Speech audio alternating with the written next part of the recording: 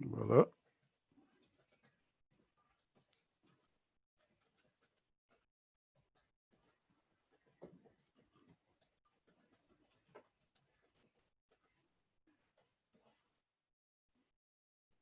Voilà, on est live sur YouTube. Ok, super. Donc, je partage le lien sur le chat. Ce sera en français ou en anglais? Ce sera en français. Ok, sounds good. Okay. Et je partage le lien ici pour tout le monde, sur le groupe chat, pour partager sur vos réseaux.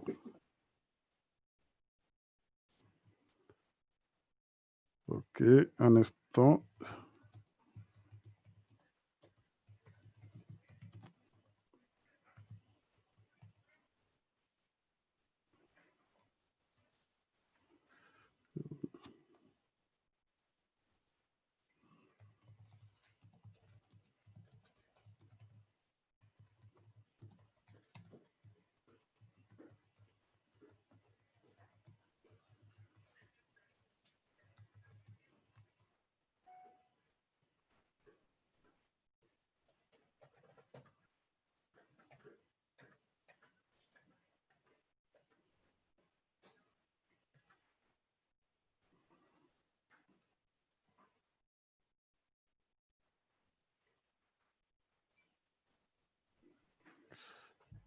Ok, Noélie, tu m'entends? Donc, Je te reçois bien.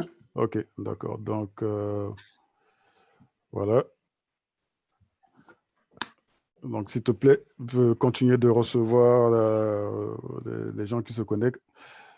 Bonjour Aristide, bonjour Philémon, bonsoir Aristide, bonsoir Philémon, bonsoir Boris, bonsoir Abou, et j'ai déjà dit bonsoir à Cosson.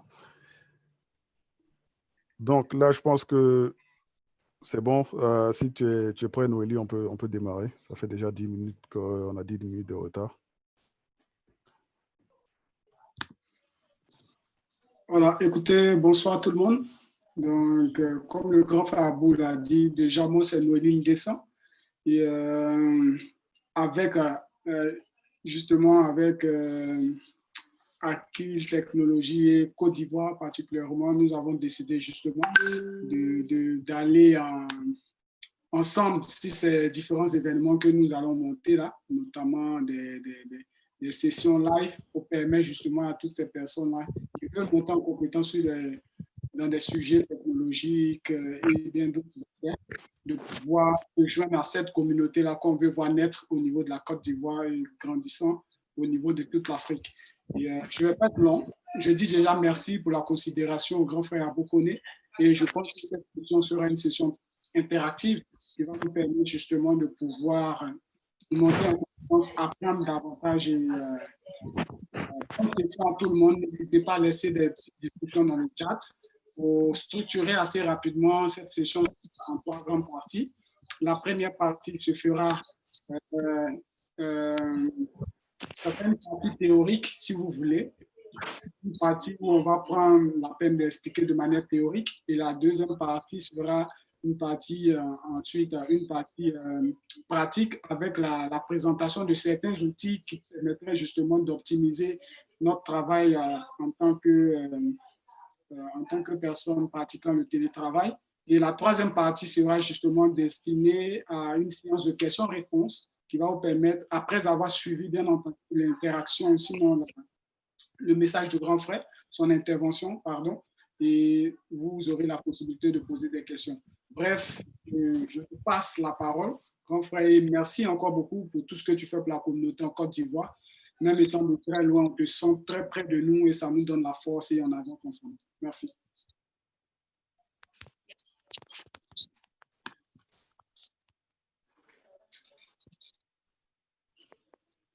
Du coup, on a du mal à comprendre. Bon, là, vous m'entendez? Oui, parfait. Bon, voilà, un petit problème technique comme d'habitude. Bon, Noélie, merci encore déjà pour cette opportunité. Bonsoir tout le monde, tous ceux qui sont connectés, tous ceux qui nous regardent sur YouTube. Moi, c'est Abou Koné. Je suis CTO chez Akil Technologie et fondateur de Côte d'Ivoire. Et comme Noélie a dit, avant de commencer cette présentation, je vais donner un peu le contexte de pourquoi on fait ces meetings et c'est quoi le but derrière. Côte d'Ivoire, comme vous le savez, c'est une communauté de développeurs. On a lancé il y a 2 ans. On a commencé les sondages sur les codeurs en Côte d'Ivoire, sur l'écosystème du code en Côte d'Ivoire. Et le but derrière ça, c'était de mieux connaître, de savoir quelles sont nos faiblesses, quels sont nos points forts et comment est-ce qu'on peut évoluer. Surtout, c'est ça qui est plus important. Même, on peut faire un diagnostic, mais derrière le diagnostic, c'est comment est-ce qu'on peut évoluer en tant qu'écosystème, en tant que développeur, comment est-ce qu'on peut évoluer, atteindre le next level. Et c'est dans cette logique que je pense que vous connaissez déjà Noélie, vous connaissez la journée du code, c'est lui qui a organisé les conférences en Côte d'Ivoire. Et ce qui m'a plu chez Noélie, c'est que j'ai vraiment senti cette passion. Il est vraiment dédié au code, à l'écosystème, à la technologie. Et au-delà de ça, il partage comme moi le désir de voir les développeurs ivoiriens évoluer, c'est-à-dire être des développeurs de renommée internationale. Donc, toutes les actions qu'il entreprend rentrent toujours dans cette logique. Donc, l'année dernière, on a fait beaucoup de codes modernes avec Côte d'Ivoire, où on avait quelqu'un qui venait, qui présentait. Et on n'a pas recommencé ces activités depuis le début de l'année. Et quand Noélie a commencé Zoom sur ta passion, dans ces temps de confinement, pour moi, c'était logique de pourquoi essayer de dupliquer les efforts quand il y a quelqu'un qui est déjà dans cette lancée qui nous rejoint. C'était juste naturel de rejoindre ce mouvement et ensemble, on est plus fort. C'est la leçon que j'aimerais qu'on retienne et pour qu'on puisse avancer. Si on se met ensemble, on joint nos initiatives, à la fin, c'est tout le monde qui en profite. Enfin, on en ressort tous agrandis, on en ressort tous plus forts.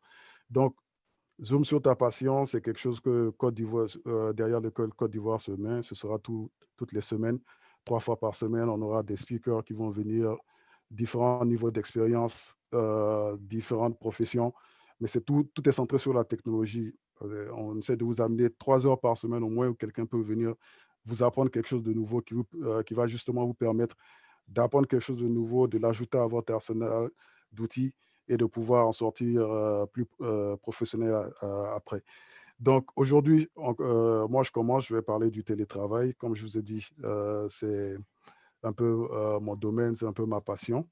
Je vais commencer donc la présentation sur comment réussir dans le télétravail, basé sur mon expérience en tant que non seulement CTO à Kill Technologies, on travaille de manière distribuée, mais aussi en tant que travailleur, puisque j'ai commencé en tant que programmeur pour différentes startups depuis 2014 qui m'a amené jusqu'ici. Noélie, je pense que vous arrivez tous à voir la présentation en ce moment. Tout le monde arrive à voir la présentation? Oui, c'est bien. OK. Voilà. Voilà.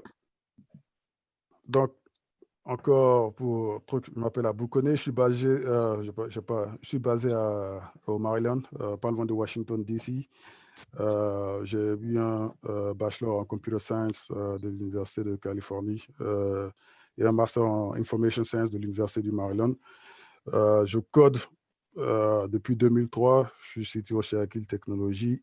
Et en même temps aussi, je cumule un poste en tant qu'architecte chez ID Data Web, qui est une startup basée à en Virginie, qui se spécialise dans euh, le management d'identité, qui permettent la vérification d'identité en temps réel. Pour résumer, ils permettent aux clients de pouvoir de se connecter sans utiliser un mot de passe, un nom d'utilisateur et un mot de passe. C'est juste de la vérification d'identité en temps réel.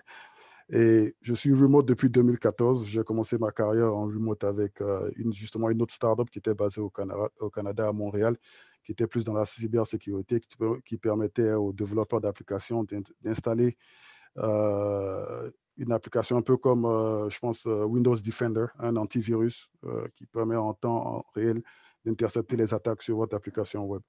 Et j'ai pris ce rôle parce que c'était intéressant du point de vue du produit lui-même, mais aussi parce que c'était ma première fois d'aller complètement en remote. Avant ça, je travaillais de temps en temps en remote, mais aller en 100% en remote, ça rejoignait déjà ma vision parce que depuis bien avant 2014, j'étais intéressé déjà à revenir en Afrique et puis pouvoir construire. Donc, ne pas être coincé dans un bureau, c'était quelque chose qui était important pour moi. Mais après, le fait de travailler, depuis que j'ai commencé, j'ai jamais eu de problème. Je pense la transition s'est bien passée, j'ai bien continué avec ce rôle. Après ce rôle, je pense que je suis resté 2 ans. J'ai fait plusieurs autres rôles jusqu'à ce que celui qui m'amène avec ID Data Web, avec lequel je suis depuis. Donc, le télétravail, donc ça fait, disons, maintenant 6 ans que je suis en mode de télétravail, comme j'ai dit. Ça se passe plutôt bien. Et avec mes autres activités, non seulement en tant qu'architecte front-end, mais en tant que manager aussi à Akil, et sur d'autres rôles sur lesquels je ne vais pas m'étendre en ce moment. Mais j'ai eu ce qui est intéressant avec tout ça, c'est que ça m'a donné l'opportunité de voir un peu ce rôle, puis cet univers de télétravail des deux côtés. C'est-à-dire du côté de ce qu'on appelle le contributeur individuel, du côté de l'employé, mais aussi du côté du manager. Donc, la perspective que j'ai un peu au jour le jour, c'est toujours je la vois des deux points de vue. Donc, ce que je vais partager avec vous, ce sera surtout du point de vue du contributeur individuel de l'employé, mais avec la considération, en fait, du management derrière. Donc, j'ai fait déjà cette présentation il y a 2 semaines à la requête d'un ami, justement.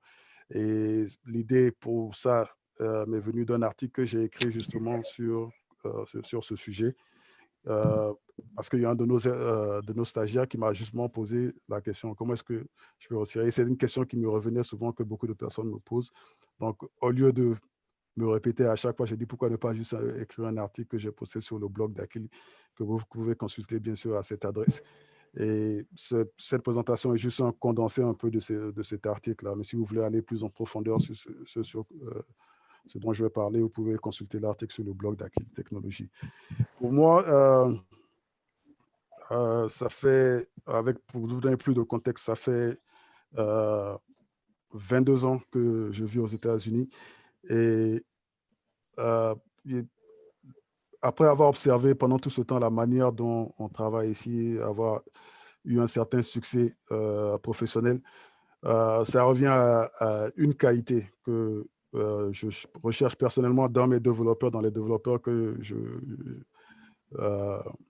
que j'emploie à Akil, mais en général dans un développeur, parce que quand tu trouves cette qualité dans quelqu'un, en général, c'est un gage de réussite. Vous avez déjà vu, ça fait déjà 5 minutes que c'est affiché à l'écran, c'est la capacité à être clutch. C'est un mot qui n'a pas de traduction directe en français. Si on traduit mot pour mot en français, clutch, c'est, comment on appelle ça en français? Euh, L'embrayage dans la voiture. Quand on parle d'embrayage dans la voiture, c'est ça, le clutch, en fait, en anglais. Mais le mot clutch, en fait, en anglais, c'est une consonance spéciale. Si, ça, c'est une blague pour ceux d'entre vous qui sont des fans de basket. Ça veut dire quoi, être clutch? Ça veut dire, savoir être clutch, ça veut dire quoi? Et ça dépend de la génération de basket que vous suivez, qui est votre star. Il y en a qui diront que la définition du clutch, c'est Michael Jordan. Il y en a qui diront que c'est Kobe. Et en ce moment, il y en a qui diront que c'est LeBron. Mais si vous allez sur Wikipédia et vous cherchez la définition du mot clutch, en fait, ça vient du monde du sport. C'est un phénomène dans le sport par lequel des athlètes sous pression, ou comme l'expression en anglais dit, win the clutch, généralement dans les dernières minutes du match, pour ceux aussi qui suivent le football, le match est serré, on a besoin de quelqu'un en général, elle est la star de l'équipe pour cette raison. C'est la personne sur laquelle on va dépendre pour pouvoir avoir la victoire à la fin. C'est-à-dire c'est la personne qui peut te sortir on ne sait d'où, une inspiration, une force, et réussir à donner à l'équipe la victoire. Et ça de manière consistante, en fait. Donc, si vous lisez cette définition, vous allez voir qu'il y a certains termes pour moi, qui sont importants. Un truc, c'est les termes comme force interne, concentration, réussir. Mais à la fin, tout ça, c'est pourquoi? C'est pour le win, c'est pour la victoire, pour pouvoir gagner. Donc, si on prend ce concept-là et en général, dans le monde, on l'applique au monde du travail, et dans ce cas spécifique au monde du télétravail. Pour moi, pour réussir dans le télétravail, c'est adopter cette mentalité-là, mais l'appliquer de manière continuelle, en fait. Euh, Parlons un peu de la situation en ce moment dans le monde. En ce moment, on est tous, pour la plupart, en mode confinement. On est tous à la maison. On sait tous que nos économies vont être affectées de manière assez sérieuse. Tout le monde, dans presque tous les pays du monde, on s'attend à une récession. Il y aura moins d'argent qui va circuler. Euh, Beaucoup d'entreprises vont fermer. Le marché de l'emploi va devenir plus difficile. Donc, comme j'ai listé, il y aura une reprise graduelle et inégale. Les plans de recrutement vont être affectés. Il y aura des pertes d'emplois. Et ce qui veut dire qu'il y aura une compétition plus intense pour les postes qui existent déjà. Donc, c'est important de se mettre un peu dans cette perspective quand on a déjà la chance d'être en poste et pouvoir, si on exclut les circonstances externes, de pouvoir garder son poste, mais surtout si on est en train de rechercher un poste où maintenant, je dirais un des côtés positifs de ce confinement et de cette crise, c'est que pour nous qui avons toujours prêché le télétravail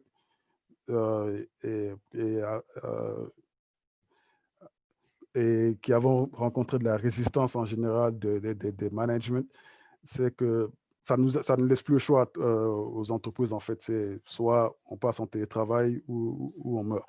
Mais ce n'est pas tout le monde qui va réussir dans le télétravail, à mon avis, parce que, comme je dis, ça demande une certaine approche mentale pour pouvoir réussir à long terme. Donc, c'est quelques conseils que je vais partager. Ça ne va pas être long parce que, franchement, je vais vous le dire, ça, c'est pas compliqué. C'est pas quelque chose qui est compliqué. C'est pas quelque chose qui demande d'être encore. Être clutch, ça ne veut pas dire aussi être un athlète, un super athlète. J'ai donné l'exemple pour commencer, mais c'était pour démontrer plutôt la mentalité adoptée, mais pas les aptitudes pour le truc. Mais c'est une mentalité en fait à adopter. C'est pas compliqué, mais ça demande de la pratique et de la discipline. Donc, si on sait, donc, comme on dit, avant d'aller dans ces conseils, voilà le monde dans lequel on est en train de bouger. J'ai un poste, je suis en télétravail où je vais sans doute aller dans un poste où je serai en télétravail. Comment est-ce que je garde, comment est-ce que je me bonifie dans ce poste?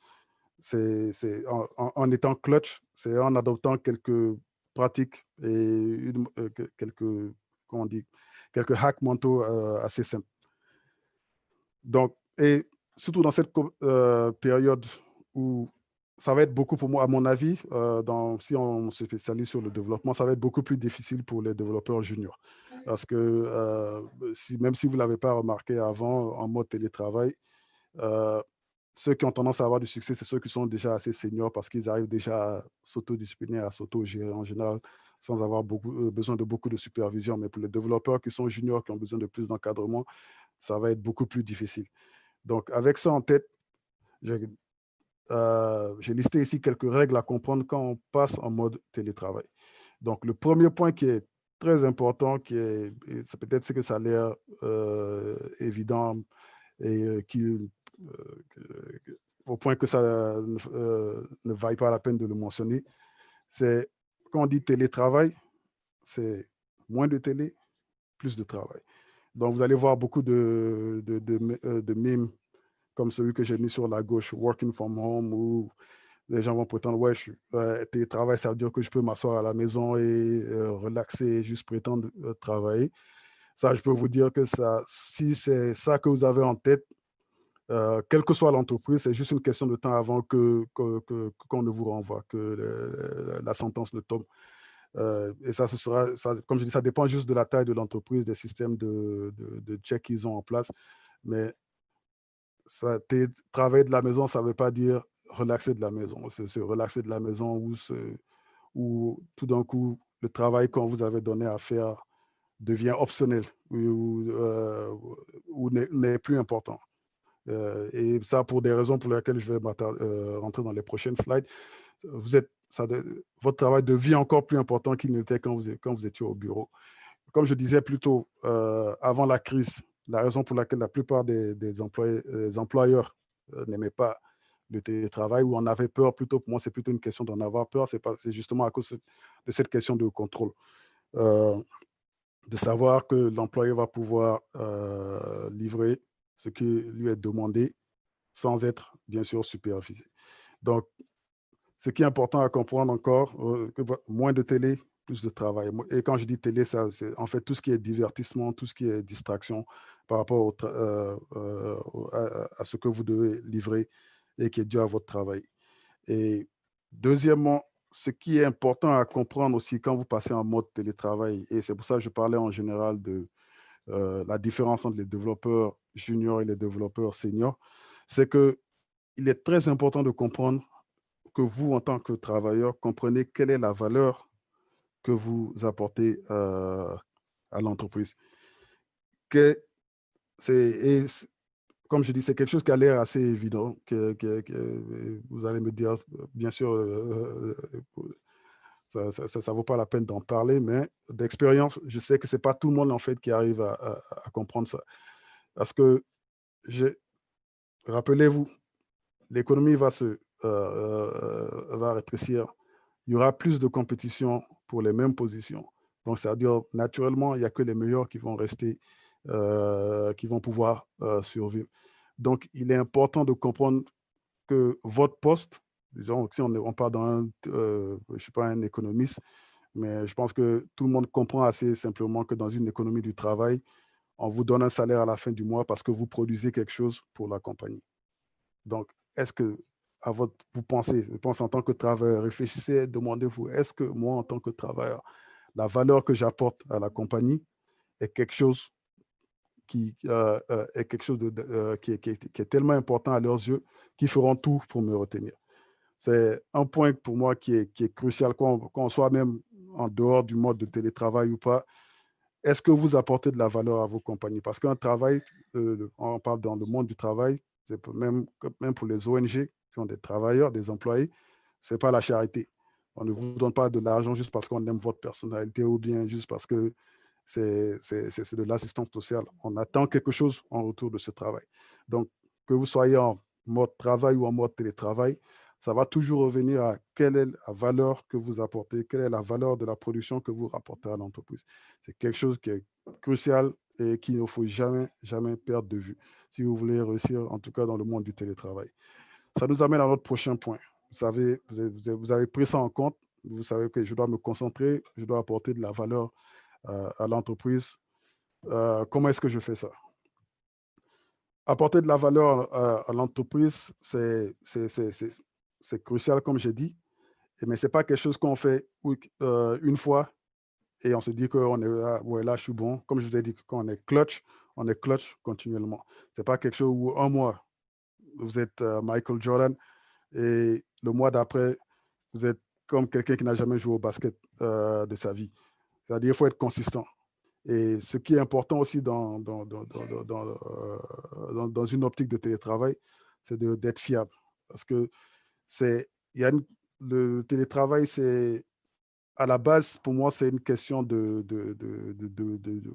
confiance, en fait, entre l'employeur et l'employé. L'employeur vous dit, OK, je vous ai plus sous les yeux, mais je vous fais confiance que vous allez pouvoir livrer ce sur quoi on s'est accordé dans les délais le plus raisonnablement possible. Donc, il y a une sorte de contrat moral que vous établissez entre vous et votre employeur pour dire que je ne vais pas vous courir derrière. On est tous des adultes ici. Je ne vais pas vous courir derrière tout le temps. En tout cas, ça, c'est pour la plupart des compagnies qui sont en mode télétravail. Il y a d'autres compagnies qui, justement, ne se posent même pas cette question-là, qui ont des outils électroniques de monitoring de tout ce que vous faites en ligne. C'est-à-dire, dès que vous vous connectez, les sites où vous allez, c'est-à-dire votre manager même peut regarder en live ce que vous êtes en train de faire. Je pense que pour la plupart des gens qui sont sur cet appel, ce n'est pas le cas. Mais je ne sais pas si c'est que c'est des outils qui existent et qui sont là où, dès que vous êtes connecté, votre employeur a des rapports, même journaliers, sur où vous avez passé votre temps. Et personne n'aime ça, en fait, en général. Je comprends qu'il y a des compagnies où, pour des raisons de sécurité, comme dans la finance et tout, c'est nécessaire. Mais en général, personne n'aime être traité, disons, avec méfiance ou avec truc. Et en général, c'est pas, ça rend, disons, ce genre d'outils font plutôt la joie des managers que la joie des employés. Parce que, comme je dis, personne ne va mettre mon donné tout le temps. Donc, si vous êtes dans une optique où on vous fait confiance, où il n'y a pas ce qu'on appelle le micromanagement, c'est à vous un peu de rendre cette confiance-là en étant fiable.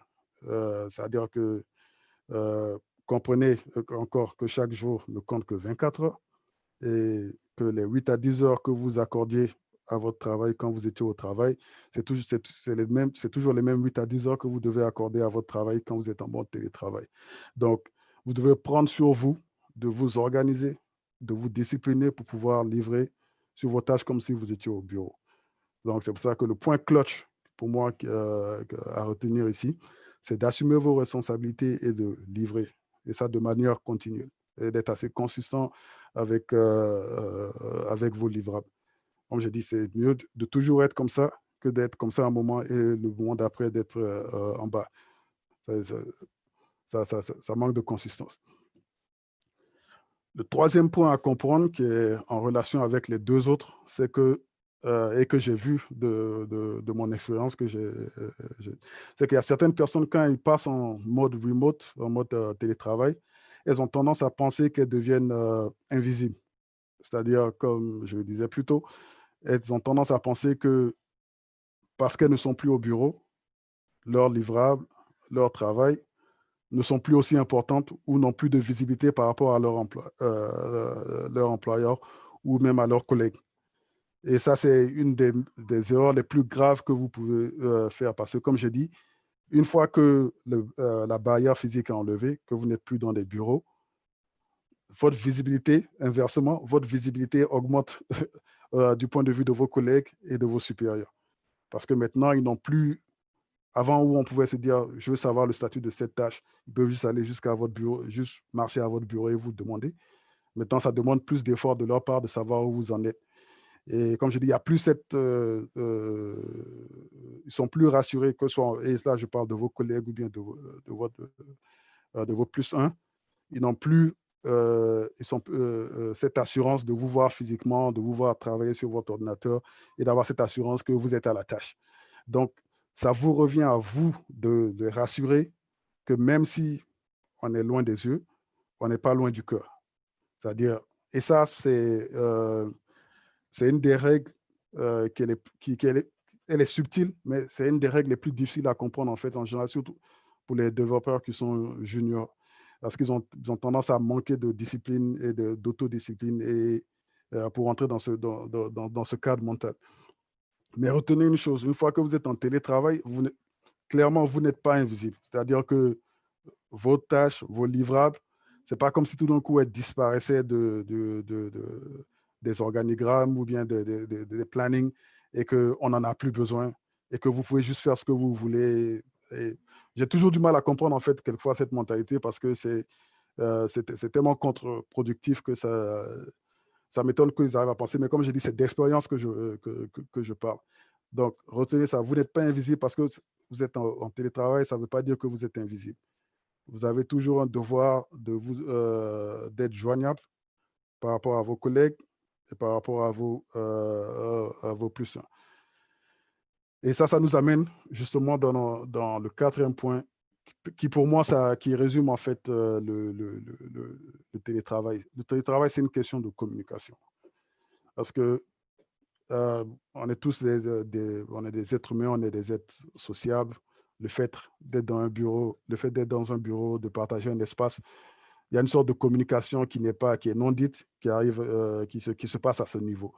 Et une fois qu'on passe en mode de télétravail, cette communication disparaît. Et ça demande des efforts des deux côtés. Quand on parle de communication, en général, on parle toujours au minimum de deux côtés. Il y a toujours, ça demande un effort de la part des deux côtés pour arriver à maintenir cette communication ou à la répliquer d'une manière ou d'une autre. Donc, si vous êtes un employé et que vous êtes en mode télétravail, la règle numéro 1, c'est de surcommuniquer.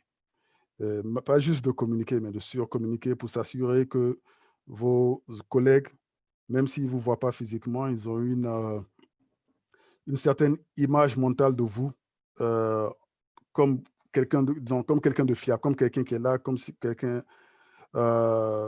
dont on sait que si j'ai besoin de rentrer en contact avec cette personne, je peux le faire et rapidement. Il n'y a rien de pire quand on est dans une équipe que de savoir qu'on ne peut pas compter sur quelqu'un.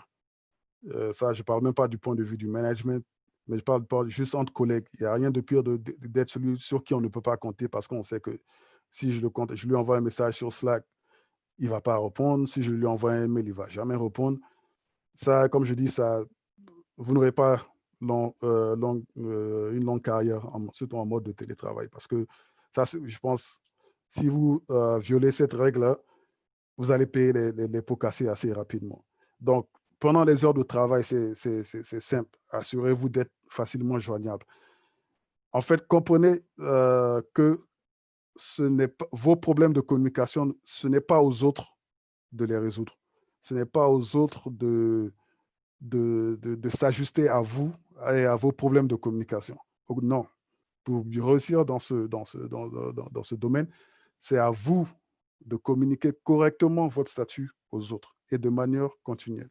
Donc, si vous utilisez des outils comme Teams, Slack, ils sont installés sur votre ordinateur, et ça, je parle pendant les heures régulières de travail, si vous vous absentez, assurez-vous, par exemple, que vous avez installé l'application sur votre téléphone pour pouvoir répondre aux messages si vous êtes éloigné de votre ordinateur. Si on vous envoie un email, même si vous ne pouvez pas répondre immédiatement et que ça va demander longtemps, reprenez pour dire « Oui, j'ai reçu le email, je vais répondre un peu plus tard ». C'est juste important de maintenir cette communication. Parce que c'est ça qui maintient, en fait, c'est ça la colle qui maintient tout le monde dans l'équipe en sync, même si tout le monde n'est pas physiquement présent. En mode télétravail, on passe d'un mode de communication synchrone, c'est-à-dire quand je parle à quelqu'un, la personne me répond immédiatement, à un mode de communication asynchrone. Ça, le management doit le comprendre, ça c'est sûr, mais les autres employés doivent le comprendre aussi, c'est sûr. Et pour la plupart d'entre vous qui êtes basés à Abidjan, il n'y a pas de problème de fuseau horaire où vous travaillez avec des gens qui sont dans d'autres fuseaux horaires, ce qui est un autre facteur qui rend la communication encore plus difficile. Donc, assurez-vous de toujours répondre très rapidement aux messages qu'on vous envoie. Et pour moi, ce n'est pas quelque chose d'optionnel ou de négociable, en fait. Pour moi, c'est une des clés, en fait, c'est une des clés de la communication qui fait que les équipes en remote puissent réussir. C'est le fait de savoir qu'on peut communiquer, les gens sont joignables et ils répondent dans les délais. Parce que les délais dans les communications coûtent à l'équipe, surtout dans le monde de développement. Si quelqu'un est bloqué et c'est vous qui le bloquez et que vous n'êtes pas truc, c'est le reste de l'équipe, c'est le reste de la compagnie que vous affectez. Donc, il est très important pour vous de surcommuniquer et d'être proactif, pas réactif, d'être proactif à propos de votre statut. Il y a des exemples simples. Vous savez que vous devez aller manger. Par exemple, il est l'heure de la pause. Mettez un message sur le Slack. Je serai de retour dans 1 heure. Très simple. Tout le monde qui est dans l'équipe vient sur le Slack, il lit le message, il sait, je sais qu'en ce moment, tu n'es pas joignable, je ne vais pas essayer de te joindre. Mais après, je sais quand tu es joignable. Et ça crée, en fait, le fait de créer cette transparence, et ce n'est pas juste aux employés de le faire, ça, c'est une question de management aussi.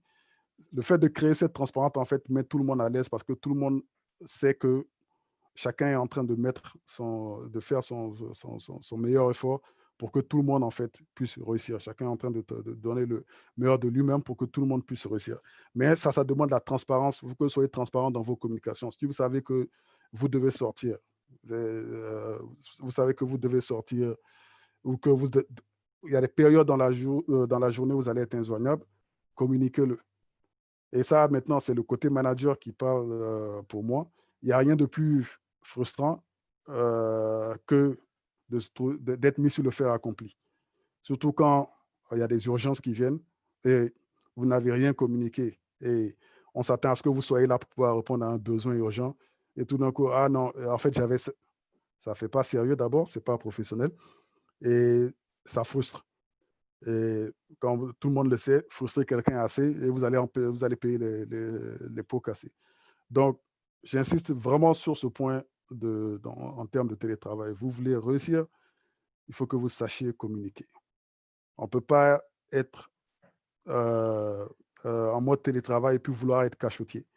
Et en général, les gens qui ont tendance à être cachotiers, c'est parce qu'ils ont quelque chose à cacher. Et ça, déjà, c'est un problème même à la base. Mais si tout le monde est sûr du travail qu'il fait, si vous êtes sûr du travail que vous faites, vous êtes sûr que par rapport à vos livrables, vous avancez correctement, vous ne devriez avoir aucun problème à communiquer vos périodes d'indisponibilité ou bien où vous serez injoignable aux membres de votre équipe et à vos plus 1 aussi. À vos plus 1. Donc, c'est important surcommuniquer votre disponibilité et faites toujours en sorte de rester joignable. Et le point clutch, avant de passer de cette... Le point clutch ici à retenir, comme j'ai dit, c'est que tous ces facteurs que je viens de citer, ils travaillent tous ensemble, en fait. Par exemple, comme le fait de communiquer votre disponibilité et de la respecter, ça donne une impression de fiabilité, qui est le point dont j'ai parlé un peu plus tôt. Et c'est important.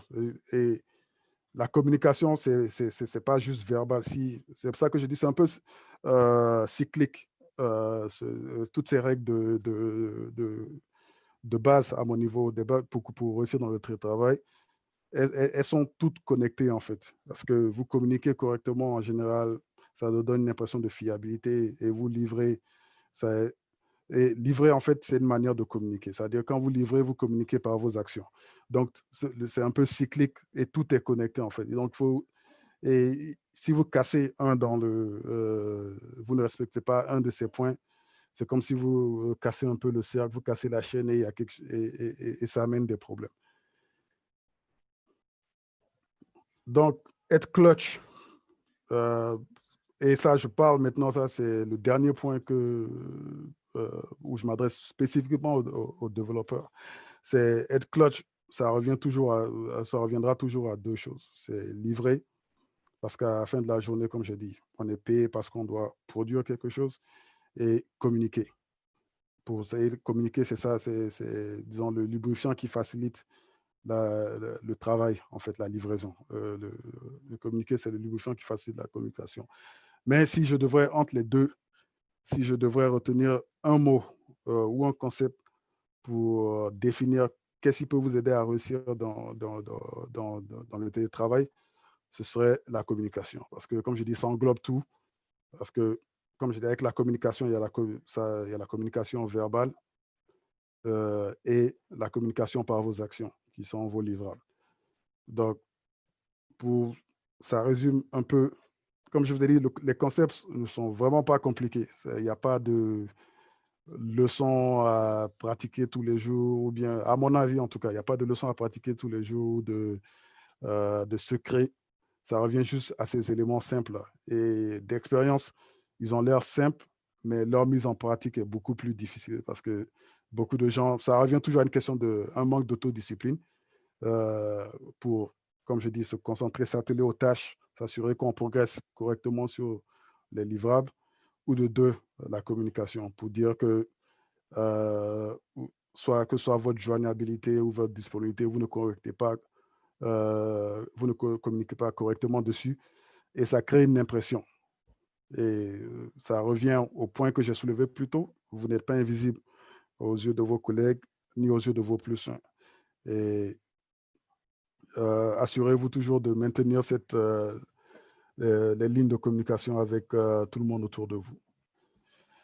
Donc, ça résume un peu tout. Voilà les points, mes points de contact. Vous pouvez me contacter à mon email à Akil Technologies si vous avez besoin de plus de conseils sur le télétravail. Je suis sur Twitter aussi, sur LinkedIn. Je vois déjà beaucoup d'entre vous que je connais, que je salue déjà. On va passer, ça résume ma présentation à propos du télétravail. Maintenant, on peut passer aux questions si vous en avez. Ceux qui sont là par vidéo, vous pouvez poser vos questions par vidéo. Et ceux qui ne peuvent pas, vous pouvez les poser les questions aussi sur le chat. Noélie se chargera de filtrer les questions. Et je me tâcherai d'y répondre du mieux que je puisse. OK, donc merci déjà à Boukouné. Donc, très belle présentation. Et avant de laisser certaines personnes poser des questions, te disons merci d'avoir répondu à notre invitation encore une fois. Et tout de suite, j'ai une question que je souhaiterais poser de manière très pratique. Quels sont, elle a deux volets. D'abord, quels sont les outils que tu utilises de manière récurrente dans ton travail au quotidien pour être performant? Et de manière générale, justement, quels sont les outils que tu pourrais euh, conseiller à d'autres managers comme toi pour pouvoir être performant dans le télétravail, que ce soit pendant cette période de confinement-là ou dans la période post-Covid? Merci. Bonne question. Merci, Noélie. En termes d'outils, je n'ai pas grand-chose, franchement, à- à recommander. Je sais que les outils que j'utilise chaque jour, par exemple, sont Slack pour la communication avec les équipes, Teams. Et pour mon organisation personnelle, j'utilise Notes. Comme j'ai un MacBook, euh, tous les trucs dont je dois me rappeler, en fait, je les mets dans l'application Notes sur Mac. Donc, je pense pas, et de mon expérience, s'il y a un outil qui, pour moi, je pense qui m'a permis, qui m'a vraiment impressionné, qui m'a permis de justement de faciliter cette communication entre les différents membres de l'équipe et les outils, les autres outils en tant que développeur, les autres outils qu'on utilise, c'est vraiment Slack. Et c'est une pratique que j'ai gardée depuis. Euh, je n'ai pas retrouvé la même flexibilité avec Microsoft Teams, par exemple. Ce que j'aime dans Slack, en fait, c'est l'intégration avec les autres outils qu'on utilise, les outils d'intégration continue, Jira, les outils de management de projet. Le fait de pouvoir intégrer ces outils et d'avoir Slack comme coin centralisé où tous ces outils, les différents workflows qu'on a à travers les équipes peuvent se retrouver. Je pense que ça aide, je pense, en dehors de tout ce que j'ai vu, en tout cas, puisque c'est déjà un outil de chat où on peut chatter déjà avec tout le monde, mais le fait de pouvoir intégrer les outils, et si vous ne le faites pas encore, je pense que même avec le plan gratuit, si vous travaillez déjà en équipe en ce moment, si vous avez Slack, vous devez déjà intégrer les changements de statut ou la création de PR au niveau de GitHub ou bien de GitLab. Ça, vous pouvez l'intégrer au niveau de Slack. Vos outils d'intégration continue, le mien en général que j'utilise, c'est Jenkins. Mais ça doit être intégré en Slack de manière à ce que tout le monde dans l'équipe soit au courant des déploiements qui se passent au niveau des différents projets. Intégration avec votre outil de project management. Ça encore, comme je dis, ça permet à tout le monde, en fait, même si on n'est pas concerné directement, ça permet d'avoir en fait, une certaine idée des dynamiques de ce qui se passe à l'intérieur de la compagnie. Parce que c'est un des grands problèmes des équipes quand on est en mode distribué, c'est le fait de pouvoir maintenir cet esprit d'équipe. Et je pense que de tout ce que j'ai expérimenté jusque-là, Slack est vraiment l'outil qui permet de faire ça de la manière la plus, en termes de UX, la manière la plus efficace et la moins contraignante. Donc, ce que je recommanderais aux autres managers, je pense que la plupart des gens utilisent Slack de nos jours, mais je ne sais pas combien l'utilisent vraiment comme base pour l'intégration de toutes les différentes plateformes de communication qu'ils utilisent. Donc, je sais qu'avec Slack, par exemple, les outils de wiki comme Confluence, euh, tout peut être connecté à Slack. Et le fait d'avoir des channels, des chaînes dédiées à ces différents outils, ça aide. Et moi, par exemple, avec les développeurs avec lesquels je travaille, on a l'intégration Jenkins, par exemple, dans le chat dans lequel on travaille. Donc, ça permet à tout le monde de savoir quand il y a un nouveau déploiement qui est en cours et quelle est la version du déploiement et tout. C'est des petits trucs qui en eux-mêmes ne sont pas importants, mais quand on en a une certaine... quand ils commencent à s'accumuler, ils aident à créer en fait une sorte de culture et en fait, ils donnent une impression de vie là, en temps réel de ce qui se passe à travers la compagnie. Donc, Slack, l'intégration des outils en fait dans un milieu centralisé, des outils de travail, pour moi serait ma recommandation.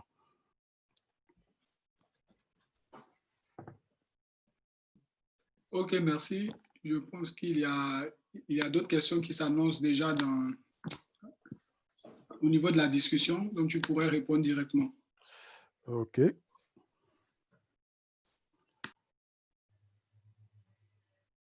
OK, Dexter Ouattara demande comment baliser les horaires de travail, vu qu'il est déjà assez difficile pour les compagnies de respecter les horaires de travail. Ça, c'est une très bonne question, Dexter. Moi, j'en suis victime.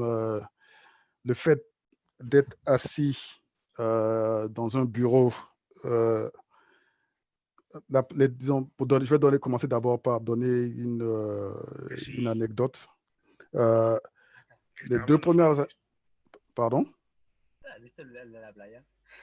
Ok, non, ça marche. Donc, les 2 premières années pendant lesquelles je travaillais effectivement de la maison.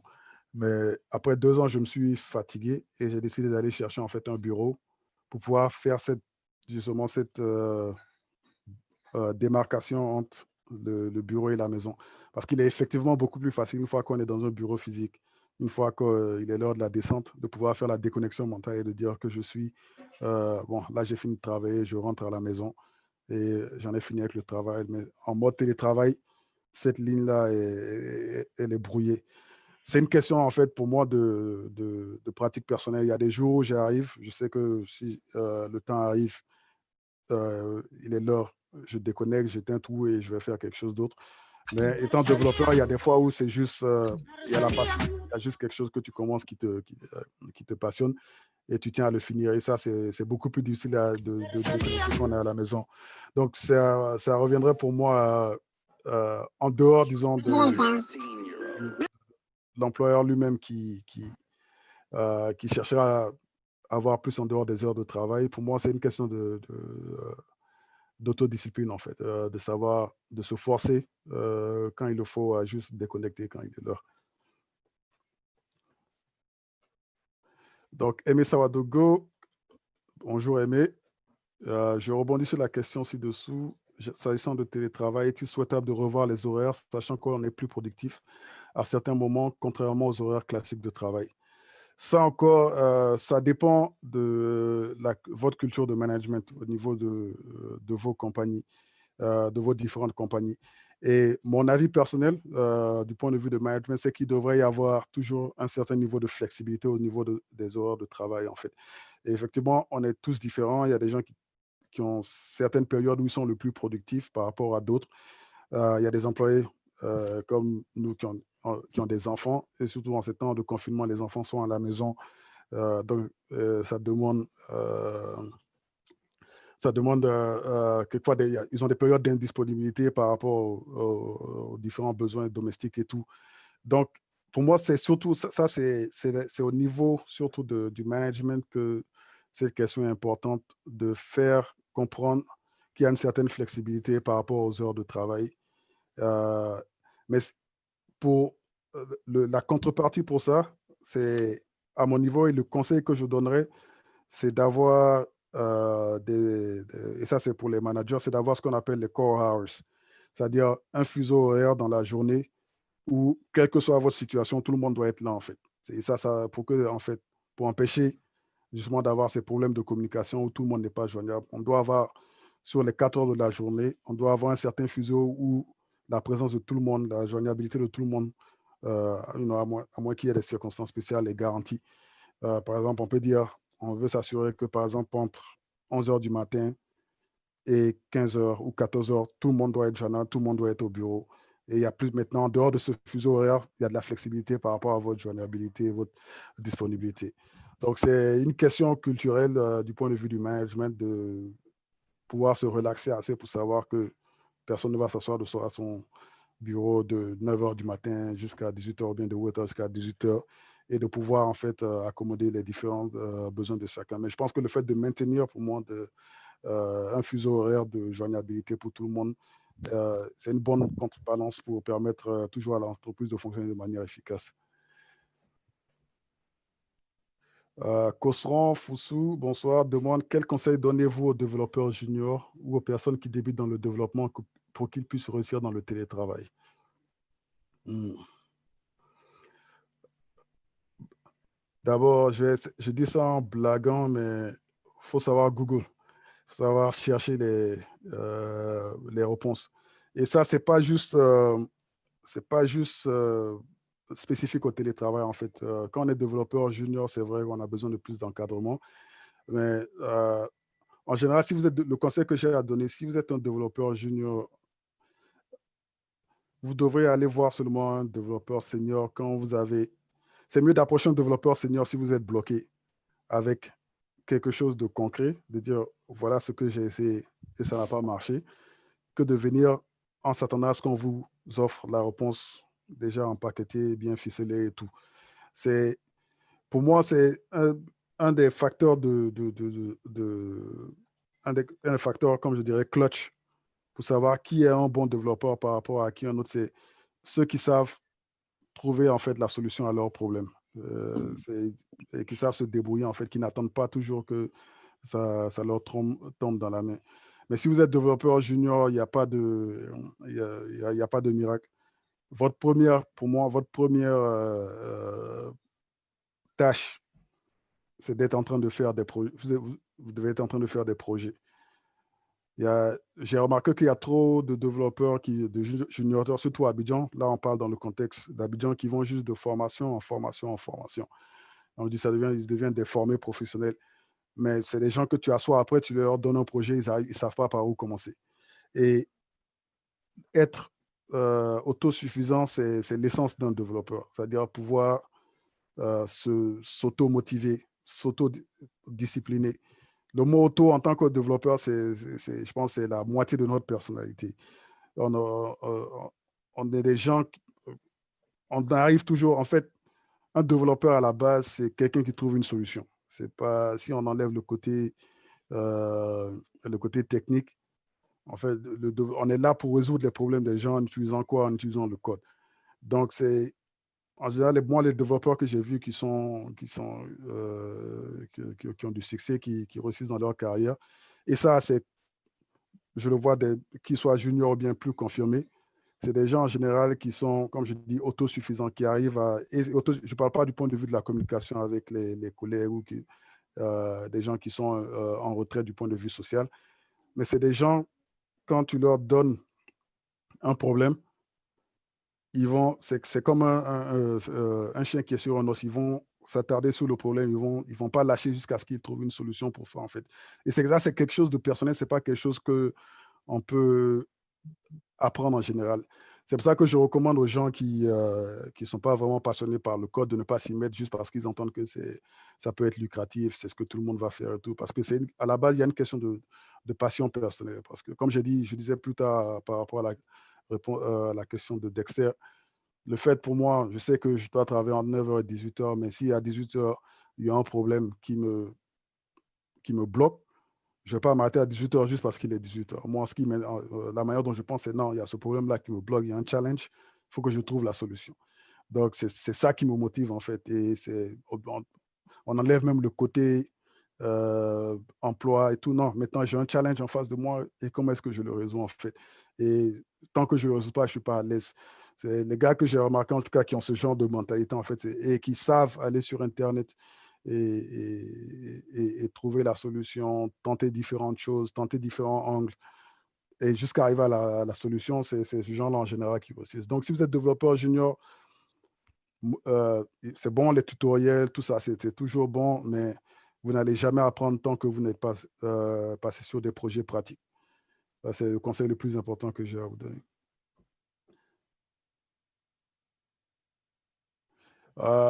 En tant qu'autre question, how to stay relevant in the company if you still hold your position but with less activity. In my case, I decided to help another department. Donc, Smorap dit comment rester.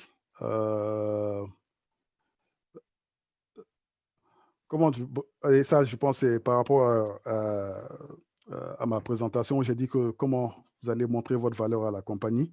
Donc, la question de Smorap, c'est comment Montrez tout, on a toujours de la valeur à la compagnie, même quand votre position a beaucoup moins d'activité. Dans son cas, il lui dit qu'il a décidé d'aider un autre département.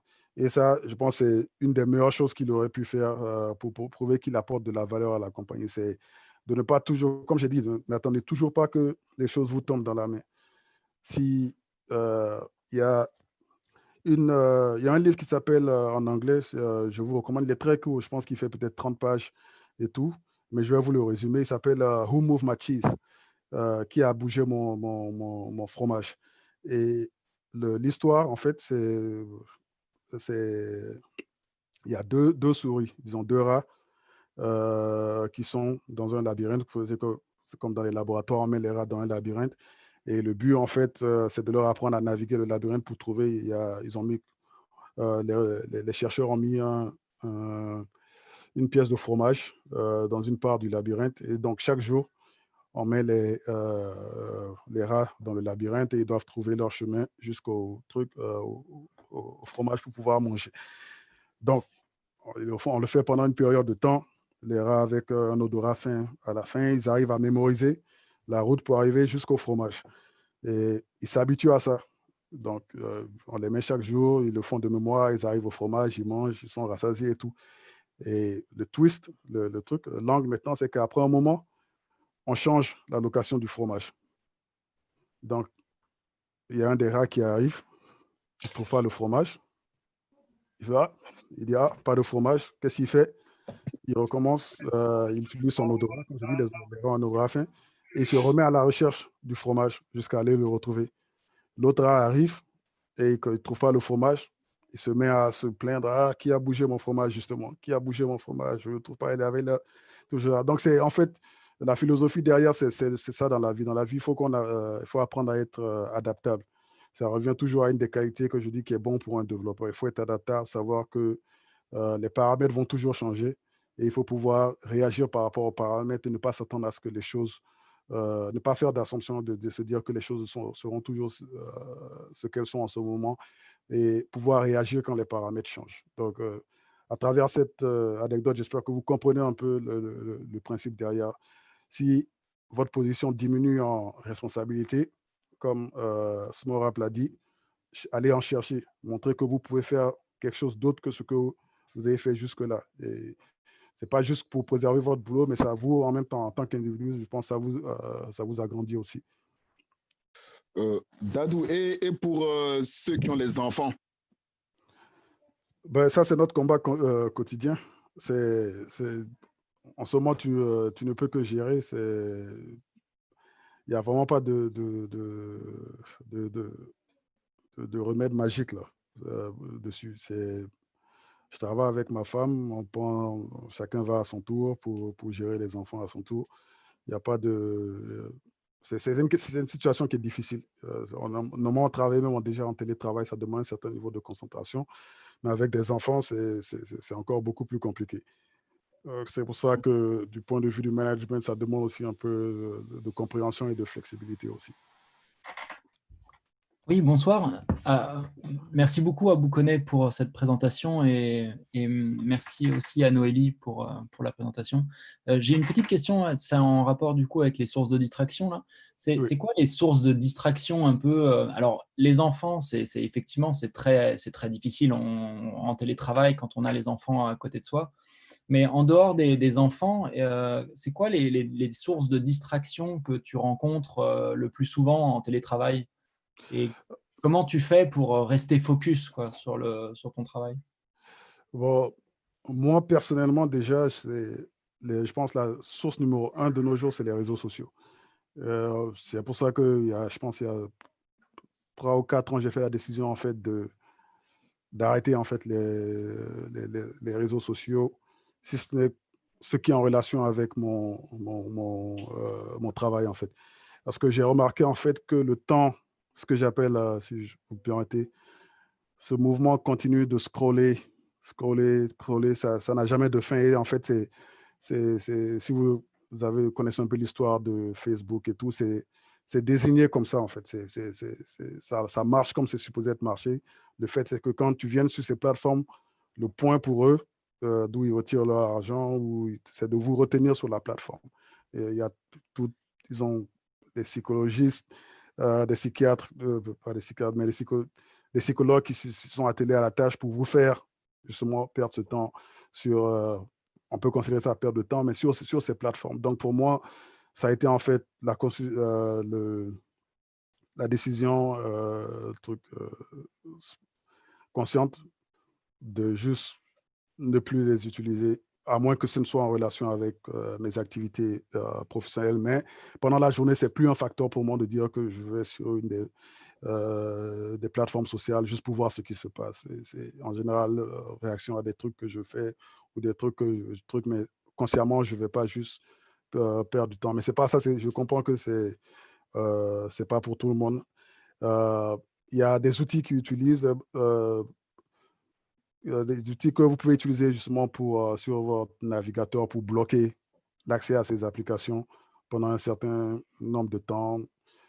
Mais personnellement, je pense que si vous n'avez pas à vous autodiscipliner pour ne pas aller, je ne pense pas que c'est un outil qui va vous arrêter. Mais de mon expérience, je pense que les réseaux sociaux sont la source numéro 1 de distraction quand on parle de télétravail. En général, dans les compagnies, j'ai dit moins de télé, plus de travail. Je ne pense pas qu'il y a beaucoup de gens qui passent du temps devant la télé. Il y en a peut-être qui vont passer le temps à jouer des jeux vidéo. Et tant que ce n'est pas une distraction, pour moi, tant que on a toujours besoin quand même de prendre des breaks dans la journée. Mais tant que ça ne prend pas le dessus sur le travail, pour moi, c'est acceptable. On a toujours besoin de break dans la journée, en fait. Oui, je pense que c'est ça qui est important aussi, oui, c'est vraiment de prendre, de savoir quels sont les moments où on est en pause et les moments où on est au travail. Faire bien quadriller un peu sa journée, commencer à heure fixe, partir pour déjeuner le midi aussi à heure fixe. Comme ça, on sait exactement à quel moment on est en pause et à quel moment on peut justement aller se distraire sur des réseaux sociaux ou des choses comme ça. Et C'est en un bon dehors point. des horaires de travail, on est au travail et là, on reste focus, quoi, hein. Exactement. Ouais, C'est un bon point. J'ai déjà entendu ce conseil, en fait, qui disent ceux qui auront le plus de succès, en fait, c'est ceux qui arriveront, en fait, à créer une routine, en fait. Je ouais. pense que c'est le conseil que je donnerais, c'est de créer une routine où vous essayez un peu de répliquer un peu le rythme que vous auriez si vous étiez au bureau. Mmh. Ouais, très bien. Merci beaucoup, hein. Merci pour la question. Euh, une autre question sur le chat. On a plusieurs questions d'Aimé Savadogo. Sommes-nous préparés en Afrique de l'Ouest pour ce changement de culture d'entreprise, surtout quand nous parlons d'institutions financières avec un management assez rigide? Peut-être que si mais si c'est pas, ça te dérange pas, tu peux nous en parler. Moi, c'est une question justement que j'avais parce que et pour ta deuxième question, ou dans le monde du télétravail que tu l'as connu, pouvons-nous parler d'un avant et d'un après COVID-19? Je pense que ces deux questions se rejoignent parfaitement parce qu'effectivement, il y a un avant et un après que je remarque. Déjà, même du point de vue de recrutement, quand j'ai commencé en 2014, les positions bien sûr, en télétravail, c'était pas, il n'y en avait pas beaucoup déjà. Et c'est pour ça qu'il fallait faire attention quand tu étais dans une position. C'est sûr, il fallait donner le meilleur de toi-même pour t'assurer que tu la gardes. Parce qu'une fois que tu es sur le marché du travail, elles étaient très compétitives. Il y avait beaucoup bien sûr, tout le monde voulait travailler en télétravail. Donc, tu devais t'assurer d'être vraiment parmi les meilleurs pour pouvoir décrocher le boulot. Et avec les recruteurs, par exemple, avec qui je travaillais, qui me contactaient à travers LinkedIn et tout, ça a toujours été ma réponse quand ils me contactent. Votre profil est parfait pour ce genre de position. Est-ce que c'est en télétravail? Si ce n'est pas en télétravail, ça ne m'intéresse pas. Et 80% du temps, 90, je dirais même 90% du temps, c'était non. Le client veut que tout le monde, le développeur soit sur place. Mais maintenant, c'est quelques mois là, ça a changé. Je vois la plupart des gens qui disent, oh, vous pouvez commencer 6 mois en confinement. Le client demande 6 mois en confinement. Et une fois que les choses seront résolues, vous devrez venir au bureau. Mais je pense que par rapport aux institutions africaines.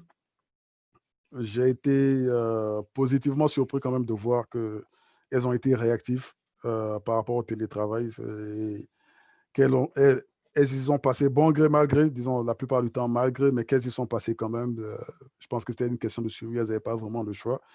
Mais je pense que ça va ouvrir en fait le,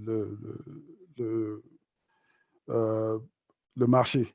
Et je pense que ça va faire réaliser à beaucoup de leaders, disons, de décideurs dans ces organisations que, euh, comme je pense dans l'article que j'ai fait qui s'adressait aux managers, euh, en général, il y a des études qui sont là qui ont prouvé qu'en termes de productivité, les employés en télétravail ont tendance à être plus productifs que ceux qui sont dans un bureau. Et ça, je le sais de mon expérience personnelle, mais en général, si pour une organisation qui a peur d'aller en télétravail parce qu'ils pensent que les employés ne vont pas produire assez, en dehors de certains facteurs raisonnables, parce que, bon, là, nous parlons dans un contexte où on est tous assez jeunes, on est tous assez confortables avec la technologie, donc passer en mode télétravail avec un laptop, ça ne nous dérange pas, on est déjà adapté, on sait comment utiliser la plupart des outils. Eh pour une compagnie qui a d'autres employés qui ne sont pas aussi confortables, ils seraient affectés du point de vue de leur performance par le télétravail parce qu'ils ne savent pas comment utiliser les outils justement pour être performants. Mais en dehors de ces facteurs-là, si en tant que décideur, vous avez peur que votre organisation ne produise pas, votre organisation ou bien vos employés ne produisent pas en télétravail, le problème n'est pas avec le télétravail, il existait déjà dans votre compagnie avant ce mode de télétravail. Donc, il faut regarder déjà à la souche. Et pour moi, la souche, c'est au niveau du recrutement. Parce que, en général, le même profil que vous avez dans le bureau sera le même profil que vous avez en télétravail, peut-être même avec 10 à 15% de productivité en plus. Donc, j'attends de voir après la crise comment ces institutions euh, vont réagir. Mais moi, en tant que quelqu'un qui voyage entre ces deux cultures, disons la culture américaine, qui était déjà assez résistante au télétravail en général, et la culture africaine qui était complètement résistante, même en général, pour qui c'était ridicule. Le fait même de voir cette transition et de le voir, ça me fait plaisir en fait. Et je pense qu'à l'avenir, ça nous a permis en fait de faire un bond auquel je ne m'attendais pas en fait. En moins de quelques mois, ça nous a permis de faire un bond en termes de mentalité et de pratique de travail auquel je ne m'attendais pas aussitôt. Donc, je pense qu'il y aura que du positif derrière en fait.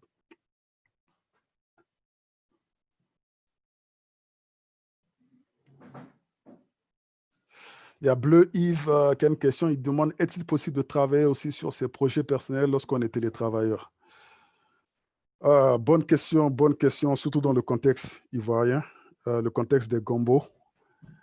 Comme je dis plus tôt, et pour ceux qui ne savent pas, les gombos, c'est comme Yves l'a dit, c'est le fait de travailler sur des projets personnels pendant les heures de travail. Et en général, ce n'est pas juste des projets personnels, c'est des projets pour des clients, pour rémunération.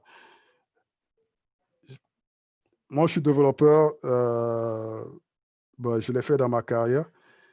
Le problème que j'ai avec ça, en fait, de mon expérience, et ça, je m'adresse aux développeurs ivoiriens, c'est que, et, et je vais mettre ça de manière assez simple, je vais expliquer ça de manière assez simple. Le problème que j'ai vu, en fait, avec cette pratique, je pense que déjà, en tant que développeur, vous devez devoir avoir, surtout quand vous êtes junior, mid-level, vous devez avoir des projets personnels qui vous permettent de découvrir d'autres technologies, de vous améliorer. Mais c'est des projets, comme dit, c'est des projets personnels. C'est le fait de, je vais avoir une nouvelle technologie, je crée un petit projet personnel pour apprendre, pour appliquer. Et c'est des trucs qui sont en général qui sont bonifiants parce qu'après, vous pouvez les ramener justement où vous travaillez. Vous pouvez les introduire, ça vous permet d'approfondir vos connaissances dessus. Mais quand on parle maintenant de travailler pour plusieurs compagnies en même temps, plusieurs projets, là, je pense que le bas blesse. Parce que on sait tous que notre travail il est très demandant. Ça demande, quelquefois, vous finissez la journée, c'est comme si vous aviez couru 40 kilomètres, juste le fait, la capacité mentale que ça demande de coder toute la journée. Mais si vous devez le faire maintenant pour 2 clients, 3 clients, le problème que j'ai vu, en fait, c'est que si, et ça, je le dis, j'ai toujours dit ça aux développeurs avec qui j'ai travaillé, parce que de toute façon, je ne suis pas dans une optique de, comme je disais, plutôt de micromanagement, de créer derrière tout le monde. Mais sachez que quand vous avez 2 clients, 3 clients, 4 clients, chacun de ces clients s'attend à recevoir au minimum 100% de votre effort, de votre expertise, 100% de votre travail. Chacun de ces clients s'attend à ces 4. Et vous pouvez tous me dire que aucun d'entre nous ne peut produire 400, 200, 300% de sa capacité au jour le jour pendant des mois. Ça, c'est physiquement impossible. Si on le faisait, on allait mourir d'exhaustion. Donc, ce que j'ai remarqué, en fait, avec ceux qui peuvent le faire, je pense, ceux qui sont bons, que j'ai vus, qui ont pu le faire, c'est peut-être avec 2 clients au maximum, qui vont peut-être, et ça, parce qu'ils sont bons, aucun des clients ne va sentir qu'il ne reçoit moins que 100% de l'effort du développeur.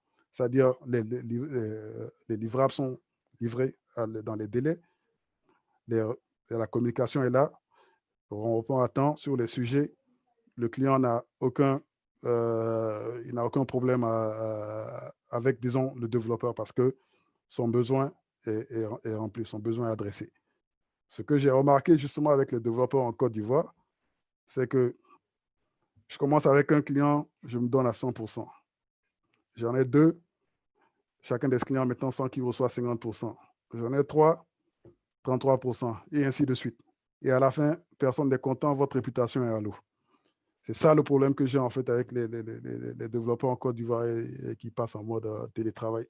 C'est que tu sens nettement qu'avec chaque projet qui s'ajoute, la productivité diminue, ce qui est normal, surtout étant donné que la plupart n'ont pas les compétences nécessaires pour pouvoir opérer sur plusieurs niveaux à 100%. Donc, c'est des projets personnels pour se bonifier, oui, mais les gombos où à la fin, vous n'êtes pas content, votre employé n'est pas content, votre client n'est pas content, demandez-vous si ça en vaut la peine.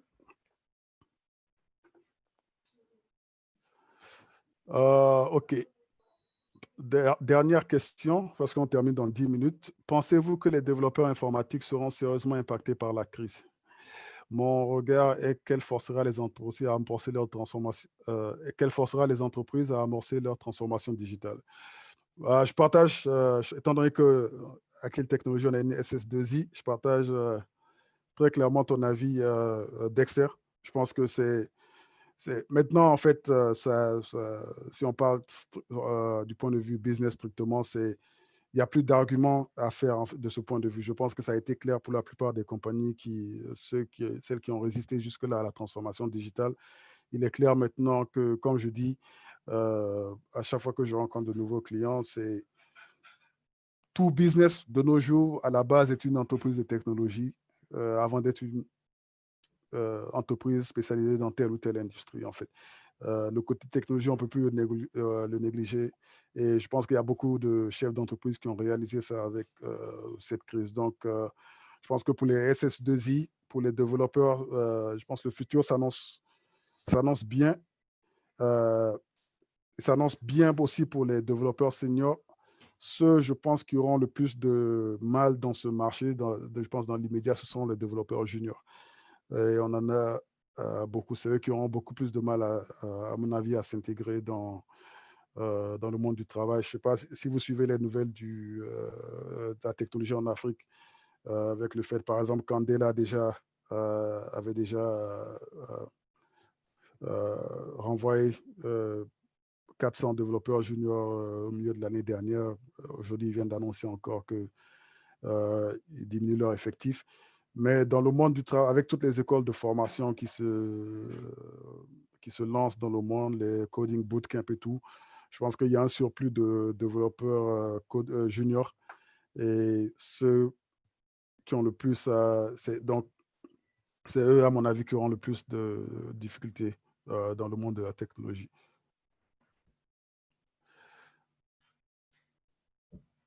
Donc, Noélie, je pense que ça, c'est toutes les questions qu'on a. Merci vraiment à tout le monde pour les questions. Merci à tout le monde d'être venu. On en aura samedi, on aura Ézéchiel Kwame qui viendra présenter.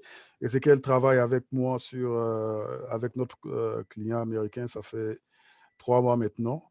Et je trouvais que Zoom sur ta passion était une bonne opportunité justement pour lui de partager sa perspective sur ce qu'il a appris, ce qu'il vit en ce moment, le fait de travailler avec des clients qui ont des attentes différentes, hautes et différentes de ce qu'on trouve en Côte d'Ivoire. Donc, il va partager un peu sur ce sujet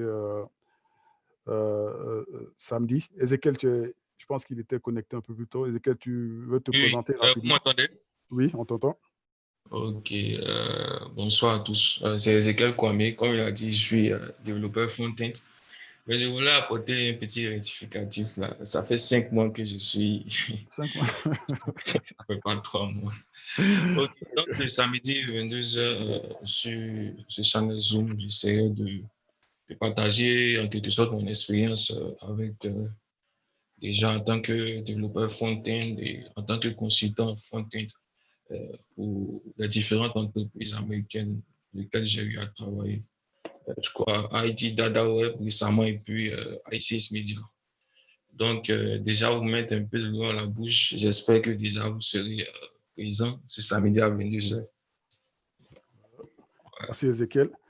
Et encore une fois, comme je dis, Côte d'Ivoire, Journée du Code, c'est la même famille. Vous allez voir beaucoup plus de collaboration comme ça parce que, comme j'ai dit, c'est le même objectif. On vise le même objectif. C'est la montée en force de l'écosystème dev ivoirien. Donc, Noélie, je te laisse je te donne le mot de la fin. Merci encore pour l'opportunité. Alors, merci beaucoup à vous. Merci à tout le monde d'avoir consacré du temps justement à cette session-là qui a été très, très, très instructive pour nous. Et c'est l'occasion aussi de solliciter aussi tout le monde. Ce n'est pas des sessions fermées uniquement pour les devs ivoiriens, c'est tout un écosystème justement mondial finalement qu'on veut mettre en place et partager justement des bonnes pratiques entre développeurs, entre marketeurs digitaux et bien d'autres compétences dans les métiers du numérique. Et voilà, n'hésitez pas à nous contacter aussi, pourquoi pas pour être des partenaires justement sur cet événement-là, à nous apporter vos critiques pour qu'on puisse s'améliorer. On est vraiment ouvert. On est vraiment ouvert. Si vous avez une thématique que vous souhaitez partager avec nous, n'hésitez surtout pas.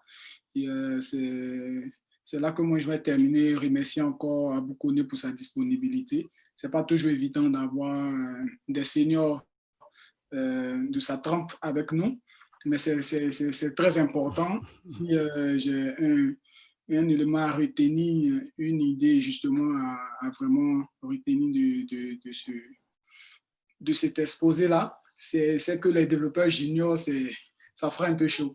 Donc, voilà un peu le challenge et voilà justement là où nous aussi on veut se positionner pour permettre à tous ces développeurs de ne pas s'alarmer, mais justement de travailler d'arrache-pied pour atteindre le sommet. Donc, merci pour le temps que vous avez consacré sur cette session-là. Nous vous donnons rendez-vous samedi donc. Et d'ici là, portez-vous bien, que votre famille également se porte bien. Et, vous pouvez toujours revoir le live et le partager à vos amis sur la page de Côte d'Ivoire, puisque le live a été fait sur la chaîne YouTube de Côte d'Ivoire. Et après, nous allons aussi uploader la vidéo justement de notre côté. Voilà. Donc, merci bien et bonne soirée à tout le monde et on garde le contact. Bonne soirée. Bonsoir. Ok, merci. Bonne soirée à tous. Merci. Bonne soirée. À plus.